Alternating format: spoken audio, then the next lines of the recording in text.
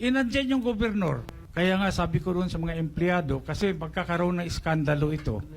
Dahil ang mangyayari dyan, sabihin nila, 2 gobernador sa Davao del Norte. Merong totoong gobernador at merong fake na gobernur. Sa katunayan ay tumanggap pa nga ng Seal of Good Governance si Governor Hubahib ilang linggo lamang ang nakararaan mula sa DILG dahil sa maayos na pamamahala nito sa probinsya ng Davao del Norte.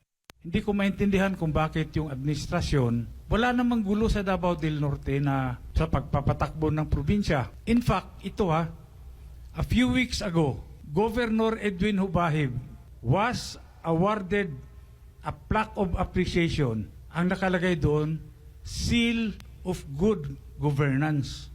Recipient siya niyan, ang nagbigay DILG. Ngayon, tatanggalin mo yung taon na yon who just received an award from DILG, yung Seal